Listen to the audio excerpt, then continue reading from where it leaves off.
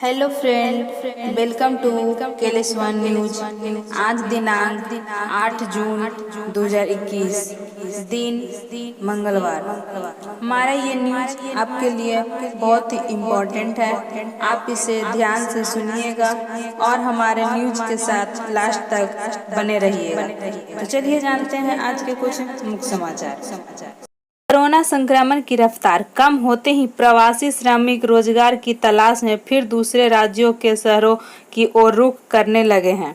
बड़ी संख्या में श्रमिक के अपने काम पर लौटने की वजह से लंबी दूरी की ट्रेन में जगह के लिए मारामारी शुरू हो गई है। बिहार से खुलने वाली अधिकांश ट्रेनों में इस वक्त हाउसफुल की स्थिति है। इसके ठीक विपरीत बिहार लौटने वाली ट्रेनों पूरी तरह खाली आ रही है। आप भी टिकट बुकिंग करना चाहते हैं तो पहले बिहार से खुलने वाली इन 31 ट्रेनों में बुकिंग की स्थिति देख लें। राजधानी पटना में दिनदहाड़े एक दवा व्यवसायी के कर्मचारी से करीब 10 लाख की लूट और उसके बाद भीड़ के हत्थे चढ़े लुटेरे की जमकर पिटाई का मामला सामने आया है। पिटाई से लूट के आरोप की हालत गंभीर बताई जा रही है। उसे पीएमसीएच अस्पताल में भर्ती कराया गया है। उधर पुलिस ने लूट की कुछ रकम बरामद कर लेने का दावा किया है। मिली जानकारी के अनुसार सोमवार दोपहर पटना के पीरबहोर थाना क्षेत्र की जीएम रोड पर लुटेरे ने पिस्टल दिखाकर एक शख्स से करीब 10 लाख रुपए लूट लिए। बताया जा रहा है कि यह शख्स पटना के श्याम फार्मा का कर्मचारी है। वह फार्मा के करीब 10 लाख रुपए लेकर जा रहा था। इसी दौरान जीएम रोड पर एक बाइक पर सवार दो बदमाशों ने उसे रोक लिया और रुपए लूटकर भागने लगे।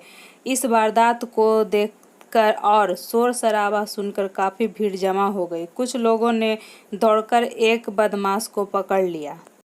अगर आप भी सोना खरीदना चाहते हैं तो आपके लिए अच्छी खबर है। सोने की कीमत में एक बार फिर गिरावट दर्ज की जा रही है। पिछले कुछ दिनों से लगातार महंगा हो रहा सोना कुछ दिनों से सस्ता हो रहा है।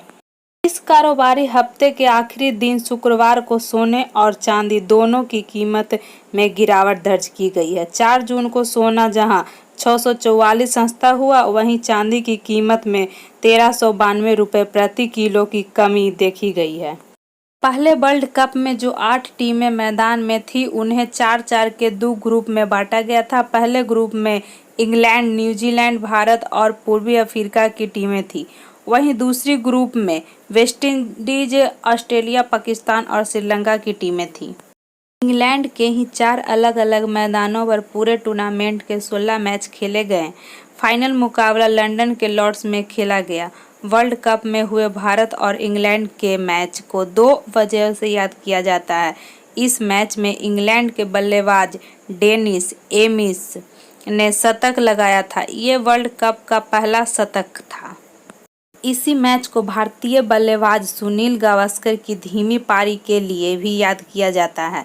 गावस्कर ने बेहद धीमा खेलते हुए 174 गेंद में केवल 36 रन बनाए थे। इस टूर्नामेंट में भारतीय टीम नॉकआउट से पहले ही बाहर हो गए थे।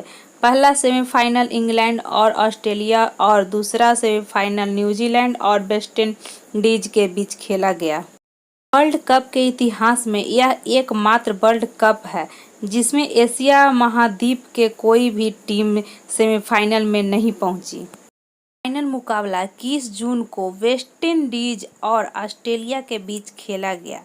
इसे वेस्टइंडीज ने 17 रनों से जीत लिया। मौसम विभाग ने बताया कि मानसून देश के कई हिस्सों को कवर करते हुए मध्य अरब सागर में भी आगे बढ़ गया है, जिसमें महाराष्ट्र, तेलंगाना, तमिलनाडु और आंध्र प्रदेश के अधिक हिस्से शामिल हैं। उत्तर प्रदेश के पूर्व मुख्यमंत्री और समाजवादी पार्टी के संरक्षक मुलायम सिंह यादव ने सोमवार को कोरोना वैक्सीन की पहली डोज लगवा ली है। दिलचस्प बात यह है कि उसके बेटे अखिल यादव लगातार वैक्सीन का विरोध कर रहे हैं।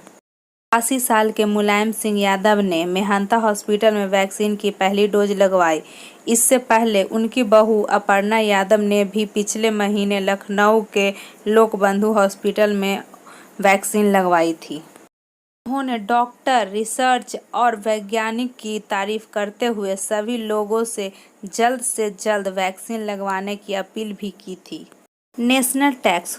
कांग्रेस के पूर्व अध्यक्ष राहुल गांधी ने पेट्रोल डीजल की कीमतों में जारी बढ़ोतरी के लिए प्रधानमंत्री नरेंद्र मोदी पर हमला करते हुए सोमवार को कहा कि उनके शासन में टैक्स बढ़ोतरी की लहरें लगातार आ रही है, जिससे महंगाई आसमान छू रही है और आम लोगों को जीना दुश्वार हो गया है। गांधी ने ट्वीट किया, टैक्स वसूली महामारी की लहरें लगातार आती जा रही है। कांग्रेस संचार विभाग के प्रमुख रणदीप सिंह सुरजेवाला ने भी टैक्स बढ़ोतरी को लेकर सरकार की कड़ी आलोचना करते हुए ट्वीट किया है। भयंकर जन लूट। पिछले 13 महीनों में पेट्रोल 25.72 रुपये, डीजल 23.93 रुपये प्रति लीटर महंगा हुआ। कई राज्यों में 100 रुपये प्रति लीटर पार हुआ। पेट्रोल डीजल के रिकॉर्ड तोड़ बढ़ोतरी के लिए कच्चे तेल की कीमतें नहीं, मोदी सरकार द्वारा बढ़ाए गए टैक्स जिम्मेदारी है। दिल्ली सरकार द्वारा लॉकडाउन में दी गई ढील के बाद राजधानी में आर्थिक गतिविधियां आज से फिर शुरू हो गई है। अब कंटेनमेंट जोन के बाहर स्थित बाजारों और मॉल्स को ऑड ईवर के आधार पर सुबह 10 बजे से शाम 8 बजे तक के खोलने की इजाज़त दी चुकी है। वहीं स्टैंड अलोन दुकानें 7 दिन खुलेगी, लेकिन मॉल की दुकानें पर भी ऑड ईवर नियम लागू होगा। हालांकि लॉकडाउन अभी आगे भी जारी रहेगा। आइए जानते हैं आज से दिल्ली में कौन कौन सी आर्थिक गतिविधियां शुरू हो जाएगी।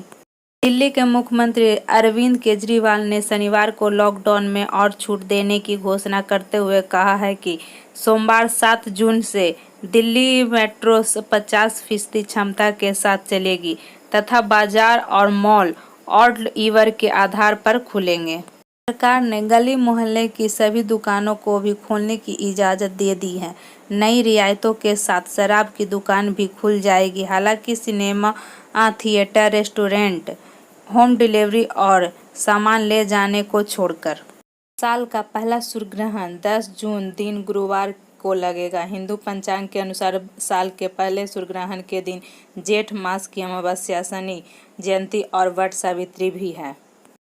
इस समय और कहां सूर्यग्रहण दिखाई देगा? सूर्य ग्रहण 10 जून को दोपहर 1:42 से शुरू होगा और शाम को 6:41 पर समाप्त होगा। ये ग्रहण कुल मिलाकर 5 घंटे का होगा। इसे Greenland, Europe, Canada, Asia, America, उत्तरी अमेरिका और रूस में देखा जाएगा। भारत में यह आंशिक सूर्य ग्रहण होगा, जिसके कारण देश में सूतक काल मान्य नहीं होगा।